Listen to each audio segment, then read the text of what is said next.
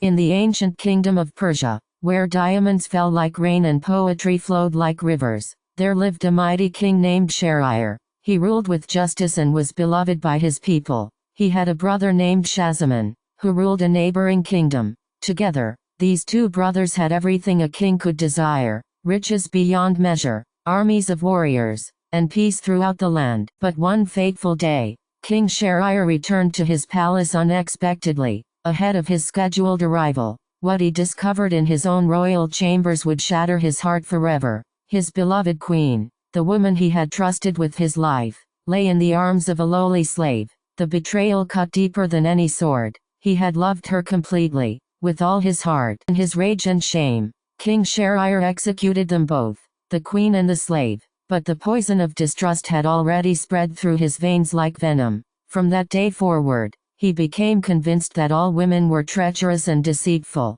His heart, once full of love, turned to cold stone. Every single day thereafter, the king would take a new bride, a virgin from his kingdom, chosen with great ceremony. And every single dawn, as the sun rose over Persia, the new bride would be led to the executioner's block and beheaded. The kingdom wept. Mothers hid their daughters. Hope itself began to die in the land of Persia. This terrible tradition continued for 3 long years, until there were no more young women left in the kingdom who could marry the king. The vizier, a wise and honorable man named Grand Vizier, had 2 daughters of his own, Scheherazade, the elder, and Dunayazade, the younger. When all the maidens of the land had been killed, he faced an impossible choice. Scheherazade had read every book in the kingdom's great library, 1,000 volumes of poetry, history, philosophy, and magic. She knew the king would call for her, and she had devised a daring plan. She would marry the king,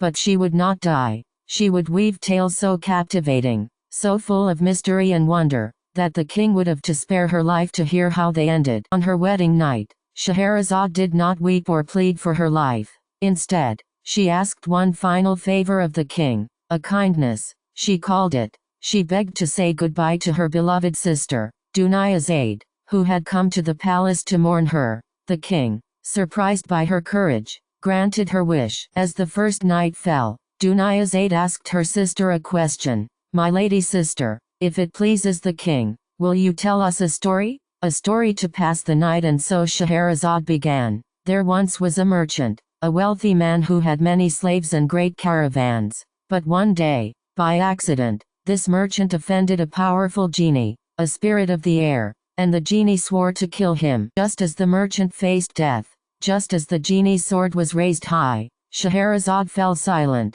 The sun was rising, dawn was approaching. "Finish the story," demanded King Scheherazade. But Scheherazade shook her head. "Dawn approaches, Your Majesty. If I stop now, I must die." And so the king, desperate to know how the merchant survived, spared her life for another day. Night after night, Scheherazade wove tales within tales. She told of genies trapped in magic lamps, of sorcerers with powers beyond imagination, of Ali Baba and the 40 thieves who used the magic words "Open Sesame" to enter a cave of wonders, of Sinbad the sailor who voyaged to distant lands and encountered monsters and marvels. And within each tale, she planted another tale, and another. Endless stories nested like jewels within jewels. 1001 nights passed. The king grew to love Scheherazade not just for her stories, but for her wisdom and kindness. In that time, she gave him 3 sons, 3 princes who were fair and brave. Every night she saved her own life with a story,